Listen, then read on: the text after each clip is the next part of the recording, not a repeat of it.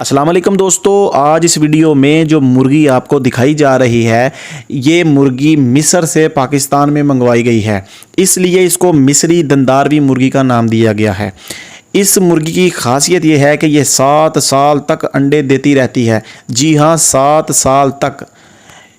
आप बूढ़े हो जाएंगे लेकिन ये मुर्गी अंडे देती देती बूढ़ी नहीं होगी। इस मुर्गी के फार्मर का कहना है कि जब से मैंने इस मुर्गी को अपने फार्म पे लाया है मुझे इतनी ये सख्त जान देखने में लगी कि कोई बीमारी आज तक इस मुर्गी के में मुझे नज़र नहीं आई। कभी मैंने इसकी कोई वैक्सीनेशन नहीं की, कभी किसी डॉक्टर का अपने फार्म पर विज़िट नहीं करवाया इस मुर्गी को चेक करवाने के लिए। इतनी ये मजबूत असाब की मालिक है। तो चलिए इस मुर्गी के फार्मर से मिलते हैं और जानते हैं कि ये मुर्गी में और कौन कौन सी खसूसियात पाई जाती हैं और वो किस तरह इस मुर्गी से छोटे से गांव में बैठ के पैसा कमा रहे हैं। तो चलें अपने टॉपिक को स्टार्ट करते हैं। भाई, किसी भी कारोबार को चलाने या उसको बदनाम करने के अंदर यूट्यूबर्स का बहुत बड़ा हाथ है। जब यूट्यूबर्स ये चीज़ लिखते हैं कि 5 लाख लगाएं किसी भी कारोबार के अंदर और 50 लाख महीने का कमाएं या 10 लाख कमाएं, तो सर जब एक बंदा कारोबार करने वाला वो कारोबार करता है तो उसको उसकी उम्मीदों के मुताबिक उसका प्रॉफिट नहीं मिलता तो वो बड़ा डिसहार्ट होता है। तो ये एक बहुत बड़ा झूठ होता है यूट्यूबर्स की तरफ से कि इस तरह कर लें ये हो जाएगा, इस तरह कर लें ये हो जाएगा। रियलिटी को बहुत कम लोग बयान करते हैं। फैन भाई, ये जो ब्रीड है इस ब्रीड को मैं अपने पास एज ए शौक लेके आया था, लेकिन मुझे इस बात का अंदाज़ा नहीं था कि अल्लाह पाक के फजल करम से ये ब्रीड इतनी अच्छी अर्निंग भी दे सकती है और महाना ये आपको एक अच्छी अर्निंग दे सकती है अल्हम्दुलिल्लाह। हाफिज़ साहब, आपने 5 से 7 साल का दावा कर दिया है कि ये 5 से 7 साल अंडे देती है। लोग आपकी बात सुन के हंसेंगे।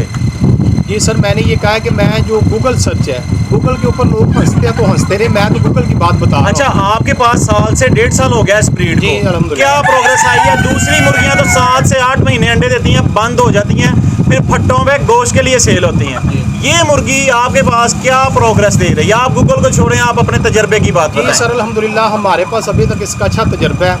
ये 65 से 75 के दरमियान अभी भी हमें अंडे दे रही है। सर परसेंटेज जो है 65% से 75% के दरमियान। और दूसरा सर, आप खुद भी देख रहे हैं ये ब्रीड, आपको लगता है कि ये 1.5 साल पुरानी मुर्गी हो गई या 2 साल पुरानी मुर्गी हो गई है। ये कारोबार को चलाने का तरीकाकार बताएं, आप कैसे इस कारोबार को चला रहे हैं? जी हुसैन भाई, देखिए सिंपल ही है कि हम जो है ना इसकी ब्रीडिंग करवा रहे हैं लोगों को, इसके अंडे से बच्चा निकलवा रहे हैं। अगर कोई अंडा मांगता है तो अंडा भी दे देते हैं।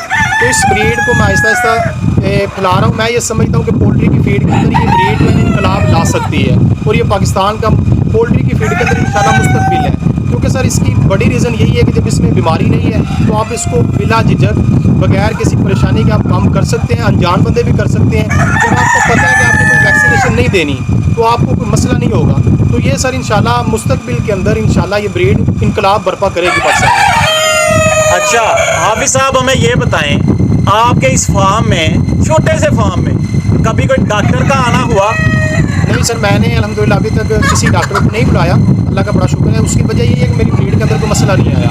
माशाल्लाह। चलें जी, अल्लाह पाक आप पे अपना करम करे और ख़ास तौर पे आपकी इन मुर्गियों को बुरी नज़रों से बचाए और आपके कारोबार को हमेशा इसी तरह चलाता रहे। अच्छा हाफिज़ साहब, इसका तरीकाकार क्या है? आप इसके अंडे सेल कर रहे हैं, आप इसके चूज़े सेल कर रहे हैं, आप इसके ब्रीडर सेल करते हैं, आप किस किस किस्म का आप इसमें तरीकाकार है? सर इसके अंडे और चूज़े हम सेल कर रहे हैं। ये भी ऑर्डर के ऊपर आपने ऑर्डर देना है, हम आपको टाइम बता देंगे, इतनी देर बाद आपको मिलेंगे, ठीक है। दूसरा जो है ना, ये ब्रीडर इसके हम नहीं सेल करते। हाँ, अगर ब्रीडर जिन लोगों को मैंने दिए हुए हैं तो उनमें से अगर कोई सेल करे, फार सेल मुझे कॉल करे तो उनसे मिल जाते हैं। अलबत्ता कोई भी इतनी जल्दी सेल ही नहीं करता। जितनी अच्छी ब्रीड है लोग इससे बहुत ज़्यादा मुतमिन है माशाल्लाह। अच्छा हाफिज़ साहब, इसमें आपने जब से ये माल डाला है, जी जी, इसमें डेथ रेशो कितनी है इस मुर्गी? सर इस ब्रीड में चूज़े से लेके इसके बालिग होने तक 0% इसकी जो है ना वो मोर्टेलिटी है। अभी तक आपके कितने नग जो हैं ज़ाया हुए हैं? मेरे सर अभी तक 2 या 3 नग ज़ाया हुए हैं। वो भी आप समझ लें कि ये मौसम की सख्ती की वजह से। मैंने अभी अपने रूम के अंदर सिंगल फ़ैन भी नहीं लगाया हुआ, इसी तरह इस माहौल में फिर रही हैं। ये मौसम की सख्ती ना इसको आए, इसके बच्चे से लेके आपने इसके ब्रीडर तक आपने कोई वैक्सीनेशन नहीं करनी, कोई दवाई दारू नहीं करना। अच्छा हाफिज़ साहब, आपसे एक बहुत ही बरीकी वाला सवाल करूँगा। कि जैसा कि आस्ट्रलोब आपने देखा अभी तक चल रही है, बहुत से लोग अभी भी कर रहे हैं काम। आस्ट्रलोब में 2 नंबरी बहुत आसानी से हो जाती थी। जी गोल्डन मिस्री में से काली मुर्गियां निकाल के उसमें आस्ट्रलोब के मेल डाल के आस्ट्रलोब बोल के लोग सेल करते थे। क्या इसमें भी 2 नंबरी हो सकती ये है? सर बड़ा अच्छा क्वेश्चन किया हुसैन भाई आपने। सर इसमें 2 नंबरी नहीं हो सकती, उसकी कुछ रीज़न हैं। एक तो ये सर ये है कि सबसे बड़ी है कि ऑटो सक्सेशन है। इसका मुर्गे का कलर आप देखें ब्लैक एंड वाइट है, मुर्गी जो है ब्राउन जो है ना मुर्गी है, तो ये ऑटोमेटिकली जब बच्चा बड़ा होता है तो इनका कलर ये आ जाता है। दूसरा सर इसमें सबसे बड़ी निशानी ये है कि इस मुर्गी को डबल ताज कहते हैं। ये डबल ताज वाली जो निशानी है, जिस ब्रीड के अंदर भी ये होगी, ये दंदारवी होगी। दंदारवी के अलावा शायद पूरी दुनिया के अंदर कोई मुर्गी डबल ताज नहीं है इस ब्रीड के अलावा। मुर्गी और मुर्गे दोनों में डबल ताज होता है? जी सर, मुर्गी और मुर्गा दोनों में डबल ताज है। अच्छा हाफिज साहब, इसके जो छोटे चूजे होते हैं 1 दिन का, 2 दिन का, 10 दिन का, उनमें भी पता चलाया जा सकता है कि मुर्गा कौन सा है और मुर्गी कौन सी है? सर उसमें मोस्टली पता चल जाता है हमें, जो कुछ गूगल सर्च से या हमारे तजर्बे से निशानियाँ हैं, लेकिन उसमें यह है कि कुछ कमी कुताही भी हो जाती है। ये नहीं है कि वो बिल्कुल पक्का नहीं होता, लेकिन हम कोशिश ये करते हैं कि जो कस्टमर से बात करें उसी के मुताबिक भेजें, बाकी आपकी लग के आगे। सही। मतलब कि आपके कहने का मतलब है कि दूसरी मुर्गियों के हिसाब से ये बिल्कुल डिफरेंट है? जी डिफरेंट है। ऑटो सेक्सिंग हो जाती है इसके छोटे चूजों में, मुर्गा और मुर्गी का आसानी से पता चल सकता है। इसमें 2 नंबरी नहीं हो सकती, आपके साथ फ्रॉड नहीं हो सकता। अच्छा हाफिज साहब, आखिर में 1-2 क्वेश्चन हो रहा है कि अगर कोई बंदा आपसे मुतासिर होकर इस कारोबार को स्टार्ट करता है, कल को वो इसको सेल कहाँ पे करेगा? आपको सेल करने में क्या क्या मुश्किलात पेश आई थी? कहाँ आपने इसको शुरू में बेचना शुरू किया? ये थोड़ा सा हमें गाइड करें। सर सेल की बात यह है कि इसका भी हमारे पास ऑर्डर ही नहीं अभी तक पूरा हो सका। आप लोग देख रहे हैं ये मेरी तीसरी, चौथी वीडियो होगी बाकायदा तौर पे मैंने जो वीडियो बनाई है। वैसे लोग आते रहते हैं, वीडियोस बनाते रहते हैं। तो सर इसमें यह है कि इसकी मार्केट इंशाल्लाह बहुत ज़्यादा होगी। आप खुद भी मार्केटिंग कर सकते हैं और मैं भी इंशाल्लाह आपकी हेल्प कर सकता हूँ इसका अंडा और चूज़ा सेल करवाने के अंदर। माशाल्लाह, ये तो बहुत बढ़िया, आपने बहुत बड़ा दावा कर दिया कि अगर आपके पास ये ब्रीड है, चूज़ा अंडा सेल करना है, तो आप उसकी मदद कर सकते हैं सेल करवाने में।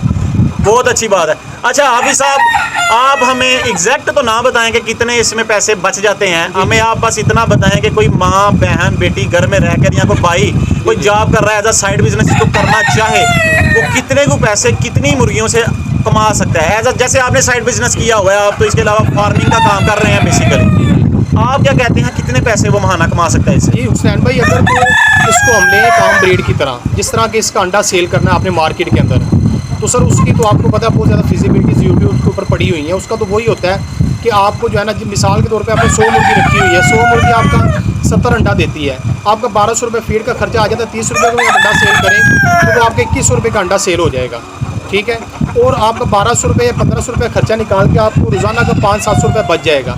लेकिन चूँकि मैं इसकी ब्रीडिंग करवा रहा हूँ, तो ब्रीडिंग के अंदर इसका अंडा मैं बहुत ज़्यादा कीमत के ऊपर और इसका बच्चा मैं बहुत ज़्यादा कीमत के ऊपर सेल कर रहा हूँ। उस लिहाज से अल्हम्दुलिल्लाह मेरी अर्निंग भी बहुत ज़्यादा है, आपकी सोच से बहुत ज़्यादा है अल्हम्दुलिल्लाह। अच्छा हाफिज साहब, एक लास्ट पे क्वेश्चन है, बहुत ही पायेदार क्वेश्चन, कि इस मुर्गी से या किसी भी मुर्गी से अंडे की रेशो बढ़ाने के लिए क्या इकदाम करने चाहिए?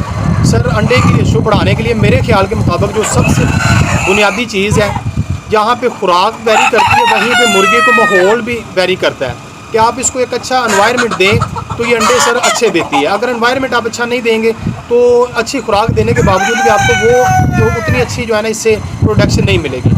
हाफिज साहब, आजकल फीड थोड़ी सी महंगी हुई है, फीड से बचत करने के लिए आप मुझे बता रहे थे कि आप इसको एक लार्वा कीड़ा होता है वो खुद तैयार करके डाल सकते हैं। जी। उस पर थोड़ी सी रोशनी डाली है।